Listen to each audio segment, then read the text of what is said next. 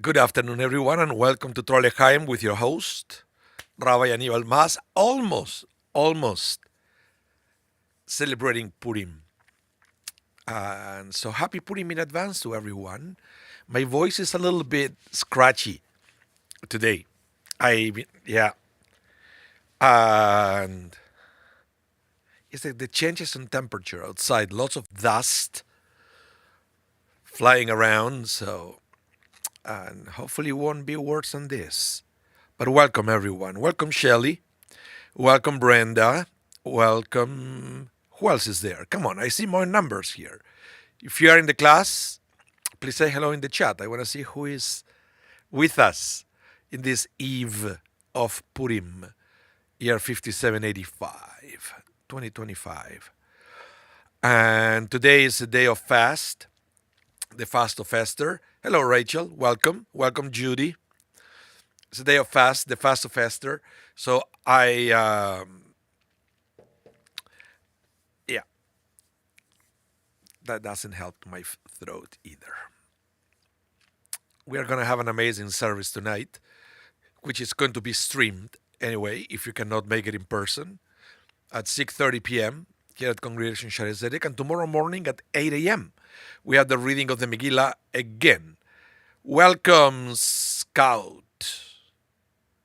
Scout, that's your name? Welcome to the class as well. Hey, David, welcome also. Welcome to the class. Chag Sameach. Oh, yeah, Brenda, are you back? Are you back? Well, otherwise, if you weren't back, you would be saying where you were, right? And the temperature and everything. But here in Winnipeg, everything was going so well with the temperature. We even have geese around again. The most beautiful sound ever. And then it's snowing again. So poor geese, the ones who came early, are probably not having a good time in Winnipeg, probably having second thought. Why did I have to listen to you and go to Winnipeg that early? Yeah, anyway. So welcome back, Brenda. But yeah, it is nice to see the geese, because when geese are coming back to Winnipeg, it means that the temperature is going to start slowly going up.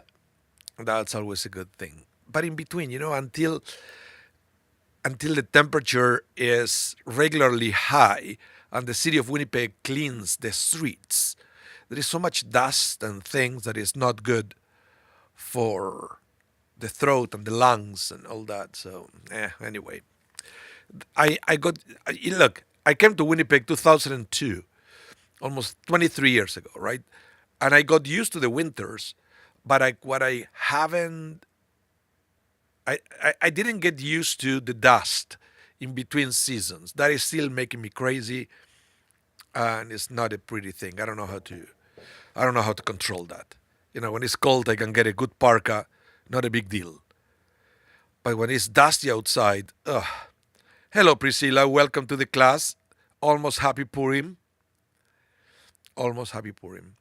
And today, because we talked about Purim last week, today I want to share with you my favorite Midrashim about Purim.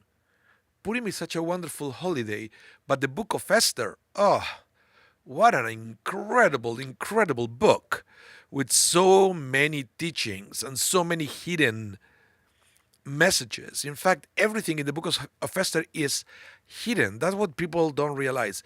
And you know what else is hidden? And this is something that I notice every year, is what is hidden in plain sight is the fact that Purim is an adult festival. Why do I say this, that is hidden? Because if you come to synagogue, all you will see is kids and the kids are wearing costumes, and all the songs are songs for kids. Ani Purim, Sameach. This is like everything is about kids. But Purim is not for kids, believe me. Purim is for adults. But it's hidden. The fact that Purim is an adult festival is hidden because everything seems to be geared towards kids, but it's not. And sometimes, I don't know if it ever happens to you, it happens when I have to talk to my son or to other kids, when we have to tell them the story of Purim. Do you realize how many things we have to kind of change to make the story of Purim a kids friendly story? Think about this. Let's say from the very beginning, when we talk about King Ahasuerus and that the way he's drinking for days non-stop, how do you explain that to kids? What about the fact that he invited his wife, Vashti, to come and dance naked in front of everybody? How do you explain that to little kids? How do you explain the the fact that that Haman wanted to hang Mordecai? And actually, some people will argue that it wasn't really hanging. He was trying to impale Mordecai. You know what is death by impaling? If you never read that, go Google it and tell me how do you explain that to a little kid. And I always found myself that whenever I want to tell the story of Purim to kids, we have to start changing facts and things because it's not a kids-friendly story. And even when you take the story of the book of Esther as an adult story, there are still so many hidden things. And we should know this. We should know that everything is hidden because the book is called Esther. Esther comes from the Hebrew word leastir, which means to hide. You know who else is hiding? God is hiding. The name of God is not present in the story. But nevertheless, if you read the book of Esther, God is everywhere. Otherwise, how come everything seems to be orchestrated from above to happen in a specific way? And yet, the name of God is not present. Even though the rabbi said that the name of God is present, because sometimes when it says the king, Hamelech, sometimes it's talking about Ahasuerus, sometimes it's talking about God. And we need to know by studying when the book says Amelech, the king, it's talking about God. When the king is Ahasuerus, nevertheless, even if you take that explanation, the fact that it says the king and it doesn't say God is also a hint that God is hidden. But so for today, I have a few Midrashim to understand all these hidden messages of the book of Esther. Okay, so without further ado, let's go to study. David, you said my favorite thing about Purim is the groggers. Why the groggers? Please, I need to know. I need to know why you like the groggers so much. But the other thing we should we should understand, people come to synagogue in costumes, right? So the costumes usually hide your how you say it, your identity. So you're also hiding because everything is hidden in Purim. So by the way, I'm wearing half of my costume right now because if you know have you ever seen the Minions, the movies, Despicable Me? I'm going to be Gru, so I still need to get this special scarf that I bought, the scarf of Gru. And what I'm doing this, I will show you. I will show you why Gru, because my choir Dor Hadash is performing tonight, and guess what? They're all going to be minions. Look, I'm going to show you here. Let's see if it will pick up. You see, that is my son Ronen. That he's going to be one of the minions tonight. So it's going to be so cool. All minions and me. I'm going to be Gru. So it's going to be kind of fun. Yes, Rachel. It's going to be a lot of fun. Hello, Eric. Welcome to the class as well. Okay, let's go to the text. Esther 1:1, right at the beginning of the book of Esther. It says, if you come to the synagogue, the Megillah reader will say, Vayehihi vimei Achashverosh. אחשוורוש, המולך מאוד ובעד כוש, 27 ומאה המדינה. That's the melody, by the way, of the Megillat Esther. Every book in the Jewish tradition can be chanted with a different melody. So when we read Torah, we use one set of melodies. We call it one set of trope. When we read Haftorah, it sounds different. When we read Torah in the high holidays, it sounds different. And when we read the book of Esther, we use a special tunes, special melody. Or Shelley, as you say here, right? Shelley, you said special nusach only at Purim. Yep. It's ta-da-da-da-da-da-da, ta-da-da-da-da-da-da-da-da, ta-da-da-da-da-da-da-da. That's the melody for the Megillah. So he said, it happened in the days of Achashverosh. Which Achashverosh? That Achashverosh who reigned over 127 provinces from India to Nubia. So, as I mentioned before, Esther, the name of Esther means hidden. Right? Means hidden. Every name in this story is teaching us something that is also hidden unless you analyze it. So, what is the name Achashverosh telling us? Have you ever realized that? If Esther means hidden, then there is other names like Mordechai and Haman that also the name is telling you something. Maybe another year we're going to study those too. But now, let's talk about Achashverosh. What does the name Achashverosh, what is the name Achashverosh teaching us? So I want to start with those Midrashim, learning about the name Achashverosh. Okay? Now, let's go to the Midrash to read about this. It says, Rabbi Yeshua ben Korcha said, he was called Achashverosh because he blackened the faces of Israel like the bottom of a cooking pot. By rearranging the letters of the name Achashverosh, we can spell Shachor, black, and Esh, fire. So, the name is seen as to alluding to something that has been blackened by fire, like the bottom of a pot. The expression, he blackened their faces, means that he caused them great anguish, and refers to the fact that Achashverosh first rescinded permission given by Cyrus to rebuild the Holy Temple and to his giving approval to Haman's decree that sought to eradicate the Jewish people. So, we have to understand here that Achashverosh, even though it seems to be, when we read the story, somebody who was like a nothing thing. Achashverosh seems to be presented here as somebody with no personality. When Haman said to Achashverosh, "Hey, I want to kill all the Jews," and then Achashverosh said, "Okay, go kill them."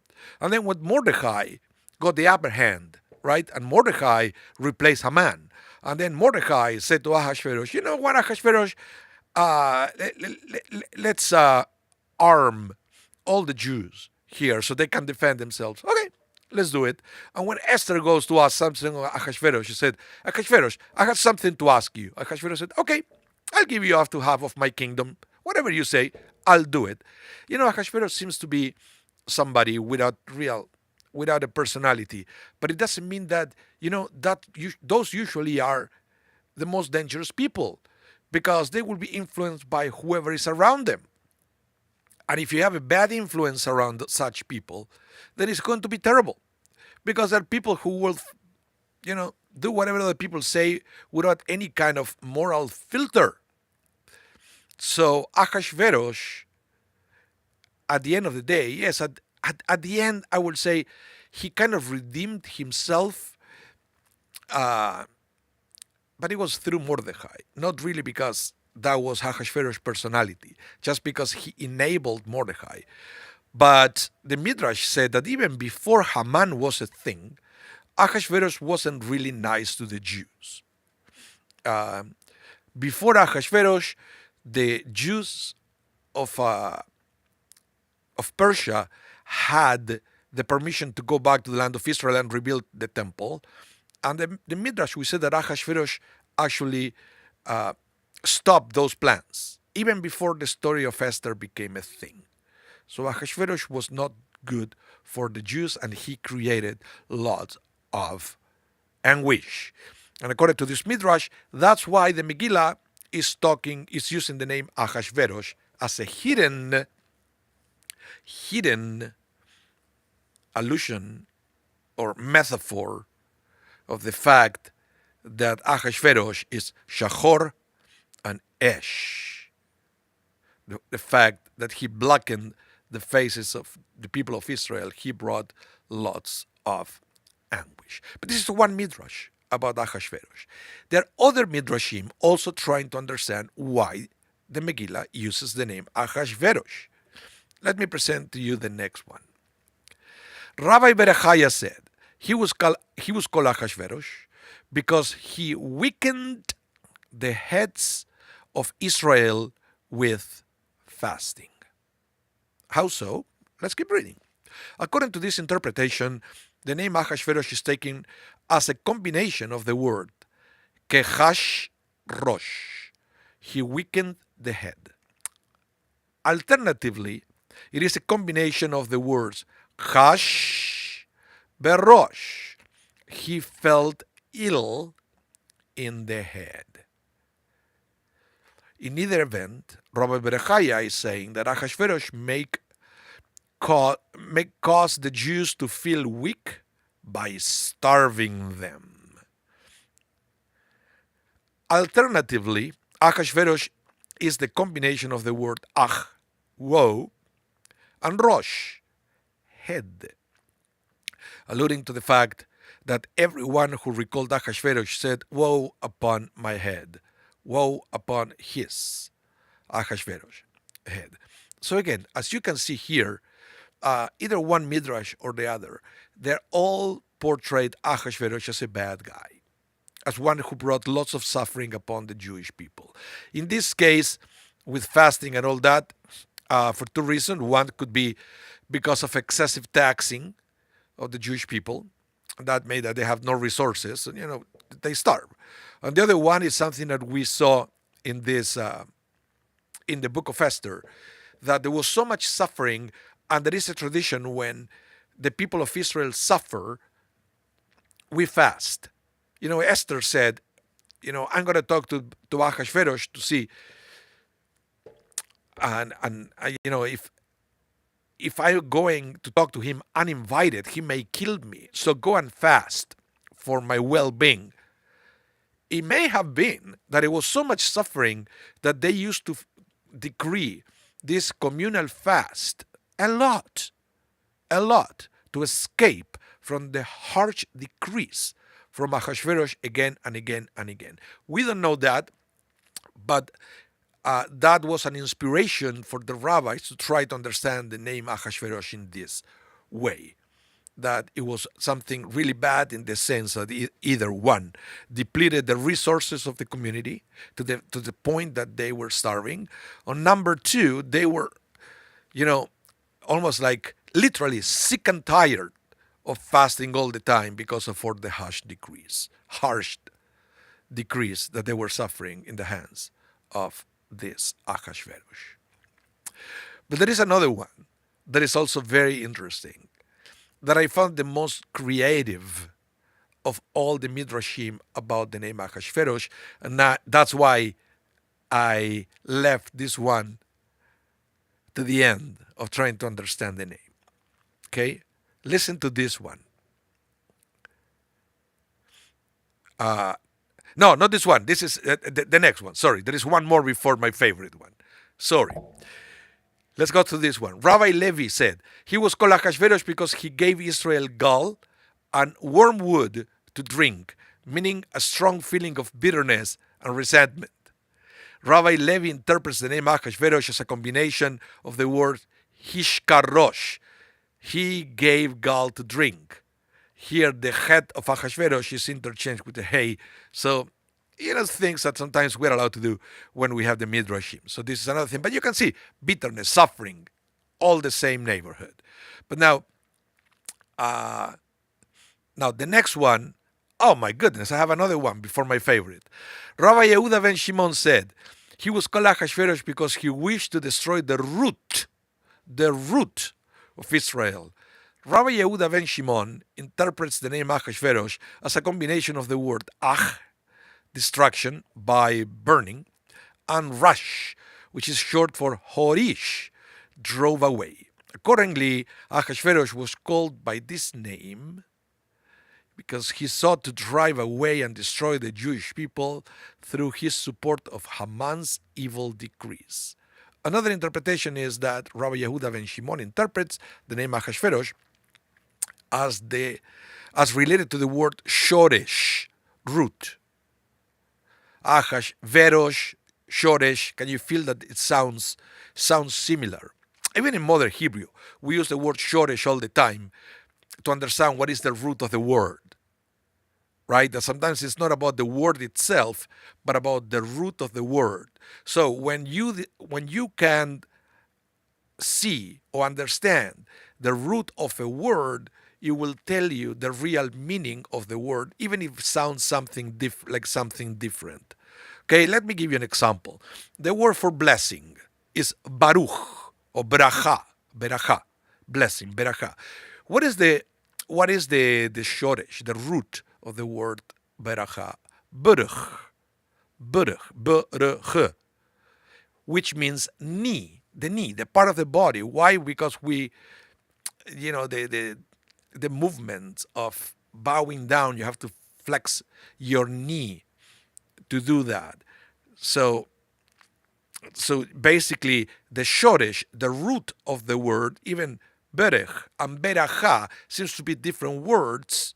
By understanding that berech, knee, is the root of beracha, you can better understand the meaning of the word blessing, of beracha, that has to do with flexing your knee, humbling yourself, and so forth. So what Rabbi Yehuda ben Shimon says here, that the fact that the root, the shoresh of the word Achashverosh, the Achashverosh the shoresh, is the root, we can understand what was the root of his name. But in this case, by even all you can pick any of the other midrashim. The root is always related to something bad for the Jewish people, because even though he seems to be following the opinions of whoever was around him, deep inside, he truly wanted to get rid of the Jewish people. Yeah. Now, this is my favorite one. This is the one that I was waiting to teach you all. Brenda, what you said, you're being busy. Love.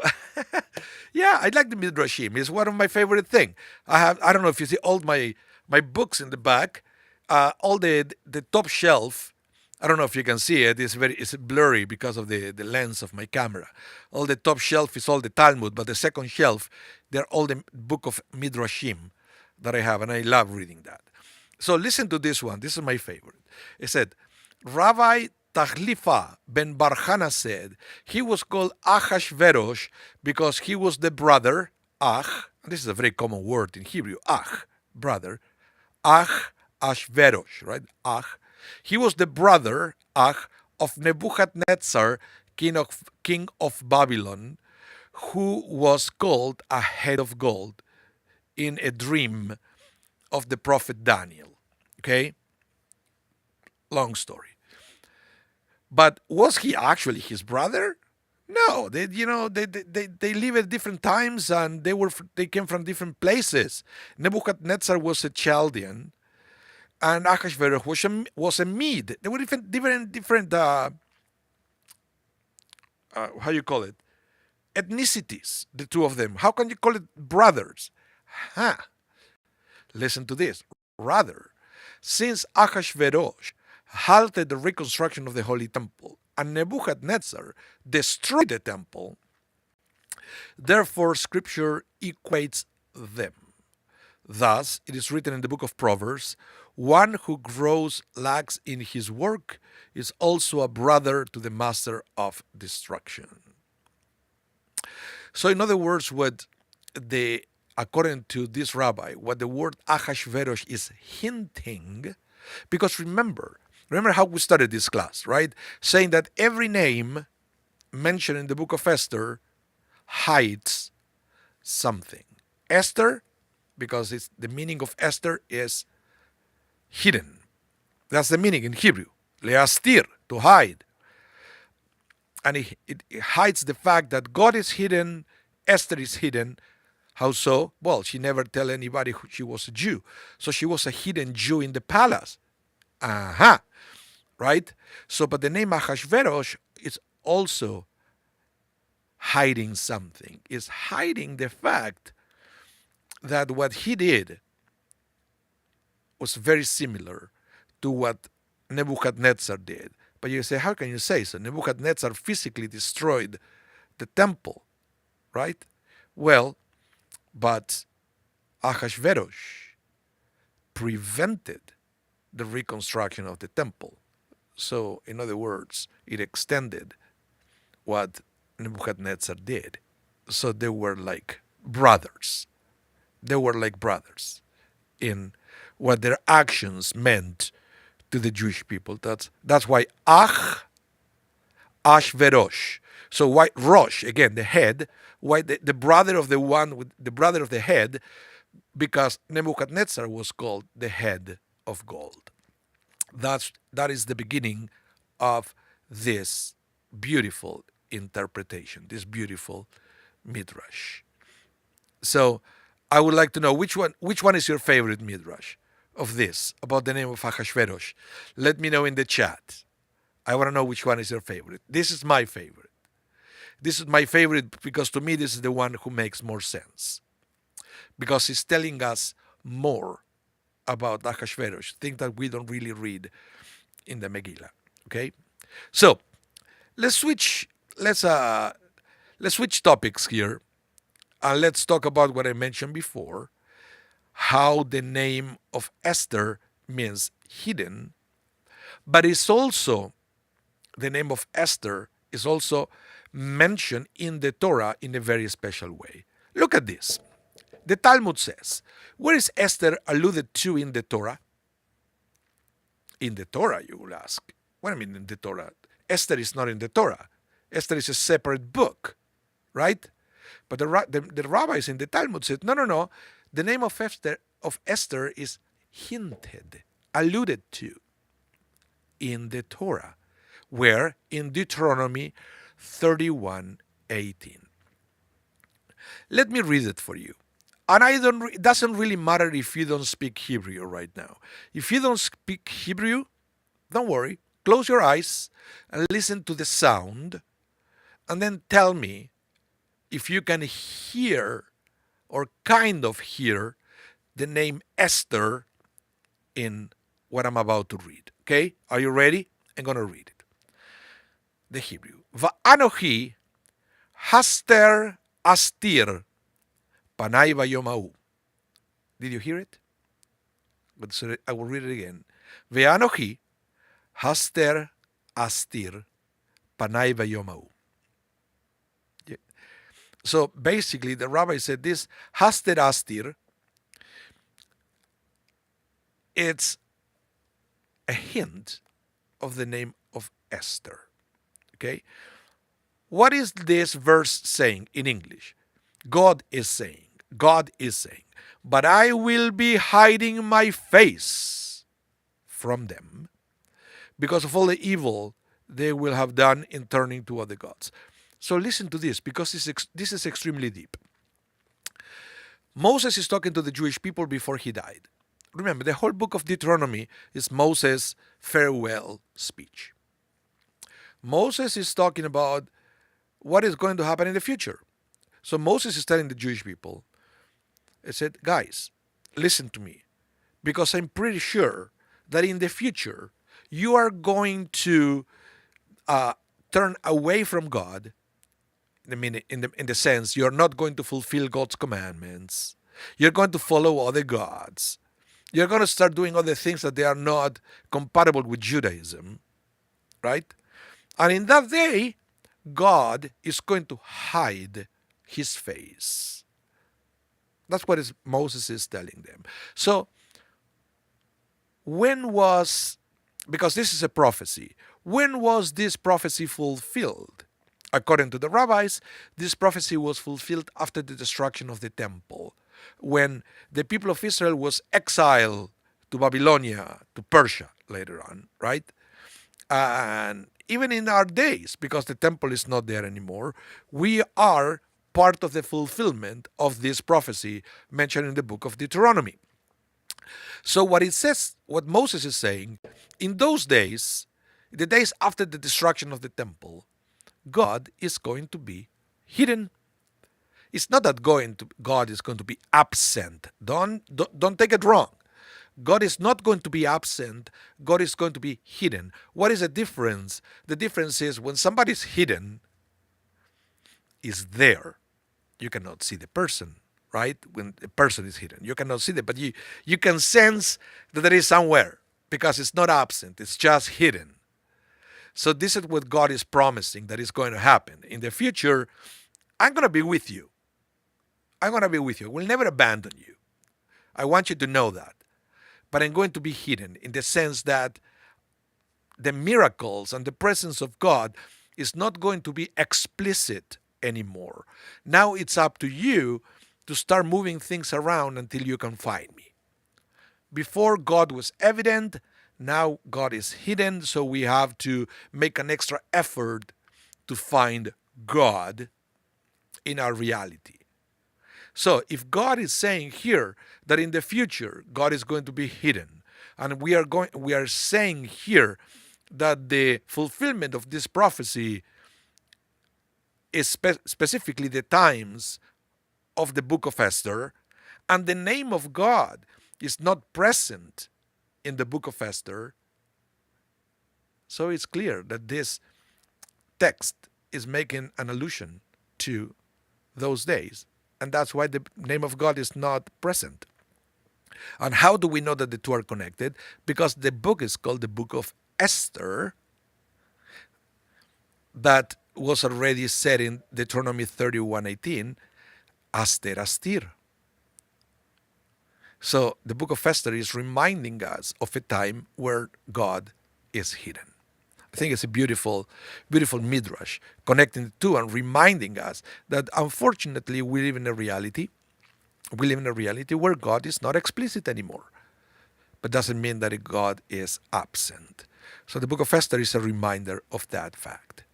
And then when you read the book of Esther, you can feel a little bit of, I can feel the comfort by knowing that even though we cannot see God in the way Moses perceived God, we don't have Red Seas parting in front of us anymore. But nevertheless, you read the book of Esther and said, at the end of the day, God has our back. God has our back. God is there if we know where to look for God.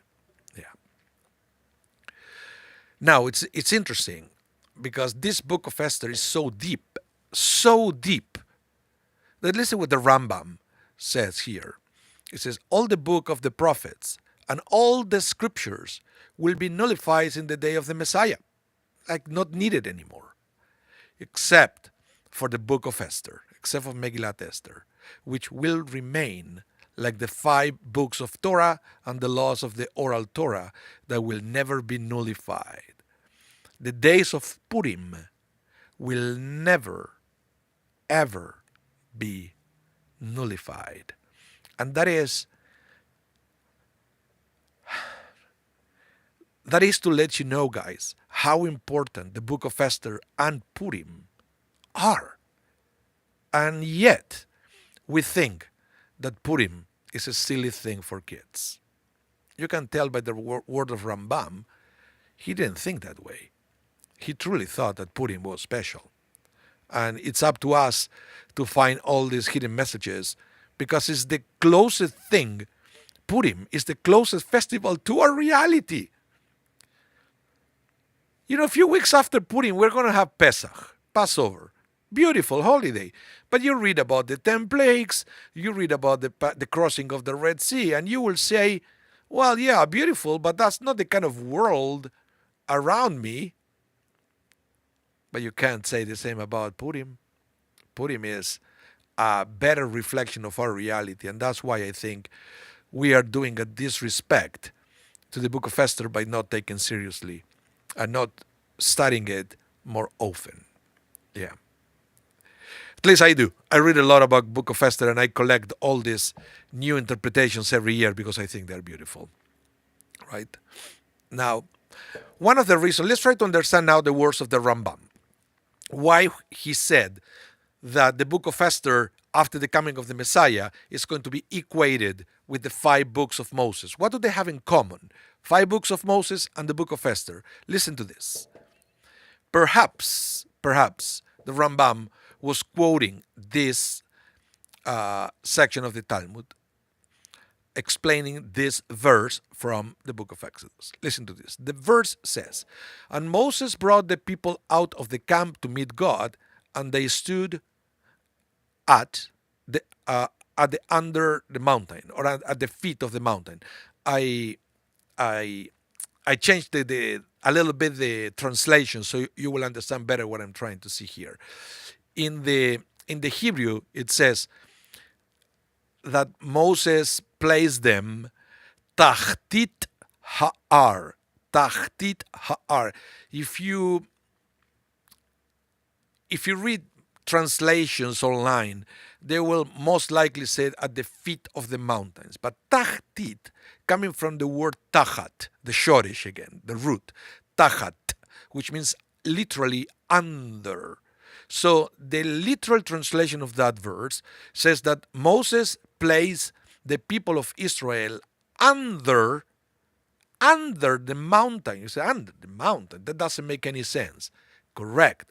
That's why the Talmud explains it this way. Listen. Rav Abdimi ben Hama ben Hassa said, "This teaches that the Holy One, blessed be He, overturned the mountain upon them like an inverted cask, and said to them, if you accept the Torah, all is well. If not, there shall be your burial." So you understand what's going on here, right? So basically, let's use my hands here. This is the people of Israel. This is the mountain. So God says, if you accept the mountain, if you accept the commandment, all well. Put the mountain back in place. But I said, but if you don't accept the commandments right now, I will do this. Poof. And you're going to be squished like bugs. How dare you not accepting the commandment? So, okay. So this is telling us that the people of Israel accepted the commandments, right?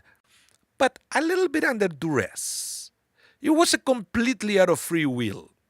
It was a little bit of scare tactics there for them to accept the commandments. Okay? So remember that when God said, do you want to accept the commandments? And they all said, Naseh v'nishma, we will do and we will hear. Yeah, because they kind of didn't have any other option. They had to. God was placing the mountain on top of them, saying, look, if you don't accept this, the mountain is going to fall on top of you. But let's finish this, then I want to explain a little bit more. So, Rav Acha ben Yaakov observed, this furnished a strong protest against the Torah, said Rava. Yes, even so, they reaccepted it in the days of Ahasuerus, for it is written, the Jews established and received, etc. They established and confirmed that they had what they had accepted long ago. So basically what he's saying here is that at the time of Sinai, the people of Israel accepted the Torah under duress. Okay? But in the times of Ahasuerus, in the book of Esther, there is a hint that they now, because remember, nothing is explicit anymore. They are not physical mountains about to fall on top of their heads. Now, they reaccepted the Torah out of true and sincere free will. It was a recommitment with the Torah hidden in the book of Esther. Why? Because the way the verse says in the book of Esther, the Jews established and received. And that is the hint that they reaccepted the Torah. And that's why in the times of the Messiah, even though all the other books of prophets will be unnecessary, the 5 books of Moses and the book of Esther are still going to be valid, because the book of Esther is equated to the Torah, because it reminds us how we can still commit to the Torah and connect to God, even when the presence of God is not explicit, even when God is hidden. So that is a beautiful thing. Now, I want to, before we move on from this, I want to explain to you another explanation on why sometimes I think that the image of the mountain about to fall on top of their heads is not completely scare tactics, even though it kind of is. But listen to me. Hear me out here. What I believe that is going on here, what God is telling to the Jewish people is, look, without the Torah, the world is going to feel like you have a mountain about to fall on top of your heads. And come on, guys, with a hand in your heart, tell me if this is not true, right? That sometimes we feel, when we go through life without faith, without any kind of community support, and without any sort of spirituality, that we feel that life is overwhelming, like literally that the mountain is about to squish us like a bug, that something that is a burden that is too heavy to hold, and we are about to collapse, just like what God told them in this Midrash. They said, hey, if you accept the Torah, everything is going to be well, everything is going to be fine, because you're going to have the support system you need. But if you don't, the mountain is going to collapse on top of your heads. It's not that crazy. It's not that crazy to think of it that way. So when I think of it that way, so it's not such a negative context. They didn't really receive the Torah out of duress. They received the Torah by understanding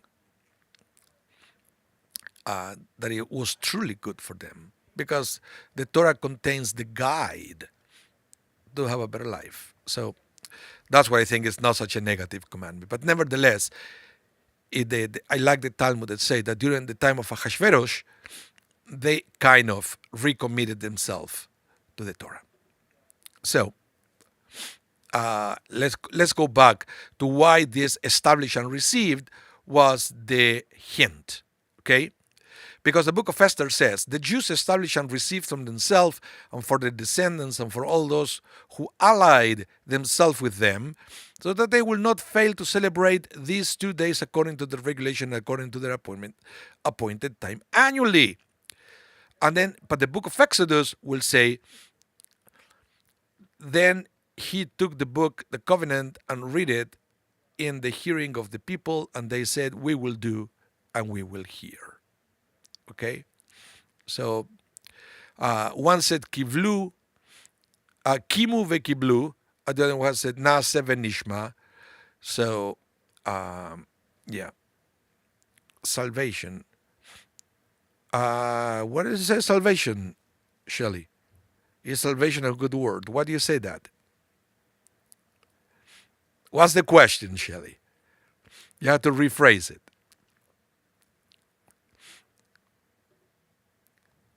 Now, the next set of Midrashim that I wanted to share with you is about not necessarily the name, but hidden connections between Mordechai and Haman. And this, to me, is one of the most fascinating things. Is the Torah salvation? Yeah, salvation in the sense that is, I take it literally. The salvation, when you get the way to save yourself from the difficulties or challenges of regular life. In that sense, yeah. Yeah, well, you say you associate the word salvation with Christianity. This is something that we all have to learn to let me phrase this correctly because I've been thinking about this. There are many words that we allowed other religions to own it as their own to the point that we forget that those are part of Jewish tradition, like salvation, like the let me say the glory of God, of the grace of God. They're all Jewish concepts. And then, unfortunately, if we use it in these days, people will say, "Are you a Christian now?" And let me give you another example that this was pointed out as many years ago when Dennis Prager came to Winnipeg and he was telling a story about his daughter that she was going through some difficulties and he looked at her and said, "Don't worry." I said, "God loves you." And she asked him, "What, are you a Christian now?" And that hit him in a way that it was like a really hard. And then he said, "What is she thinking that way?" And are Jews thinking that God doesn't love them? That is only a Christian concept, and then he started to talk about that in his lectures about how we have to recapture all these concepts before we completely forget that they are deeply embedded in Jewish tradition. Like to me, one of the most famous ones, the grace of God. You talk about the grace of God, that God will do something out of grace. I said, "Are you a Christian now?" No, the grace of God.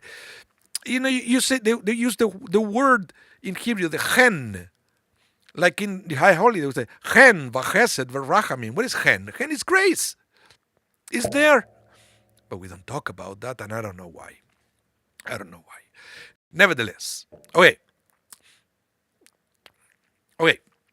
So let's talk about this. The concept of the hidden connections between Haman and Mordecai. The first thing we have to understand is that we have to go back to the book of Samuel. Okay, the first book of Samuel, we'll see that God commanded King Saul, commanded King Saul through the prophet Samuel. Okay, commanded King Saul that Saul's mission was to destroy Amalek, finally, once and for all. Remember, Amalek was a nation, pain in the neck of the Jewish people since the exodus of Egypt. Amalek was our first enemy attacking us when we left Egypt. So this went for way far too long. And now God said to Saul, "You know what? Kill them all. No more trying to be nice to them. Kill them all." Which Saul engaged in a war against Amalek, but he failed to kill them all. Why? Because he kept the king of Amalek alive. Big mistake. God was very angry about this. But let me read about this. Now that I gave you the context, let me read it. He said, he, King Saul, captured Agag, the king of the Amalekites, alive, and utterly destroy all the people with the edge of the sword. Okay? So that part he fulfilled, but not killing the king. But Saul and the people spared Agag and the best of the sheep, the oxen, the fatlings, the lambs, and all that was good, and were not willing to destroy them utterly. But everything despised and worthless, that they utterly destroyed. So the thing is, the the Tanakh doesn't say for how long Agag was alive in a jail, and the rabbis will explain later on that looks like it was long enough for him to father more people, right? And so the seed of Amalek survived because of Saul's failure to kill King Agag right away after he was commanded by God. Okay? So why is this so important? Listen to this. Listen what happened in Esther, book of Esther, chapter 3, verse 1. It says, after these events, King Ahasuerus promoted Haman. You know who is Haman, right? The bad guy. The son of Ammedatha, the Agagite, and advanced him and established his authority over all the princes who were with him. So who was Haman? Listen to this again.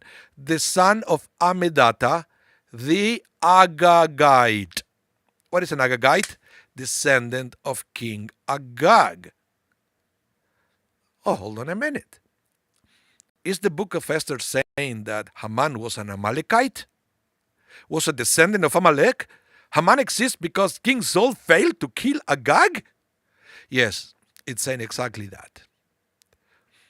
Now you can understand a little bit more the extent of the failure of King Saul. A failure that reverberated for generations to come. Because he failed to kill Agag, now Haman almost destroyed the Jewish people in the times of Ahasuerus, because the text of Esther clearly says that Haman was an Agagite. Do you understand that? Can you see the hidden connection here? Oh, more hidden stuff. Really? In the book of Esther, something is hidden? That's weird. Everything is hidden here. But it's beautiful. Again, it's not absent, it's hidden. You can see it if you know where to look for it. Now, there is more. There is more about the story of King Saul versus Agag. Listen to this. Back to the book of Samuel, right?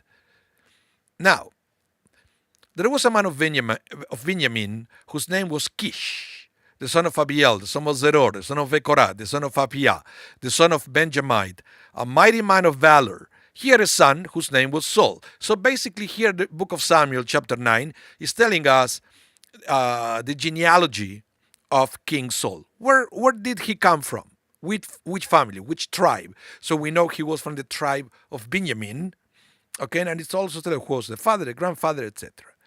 But now if you go to the book of Esther, chapter 2, verse 5, when the book of Esther is talking about or is introducing to us the character of Mordecai, right, the other hero of the story, it says, now there was in the citadel of Shusha a Jew whose name was Mordecai, the son of Yair, the son of Shimi, the son of Kish, same name mentioned here connected to Saul. From which tribe? You guessed it, the tribe of Benjamin. So here, of course, everything is hidden, right?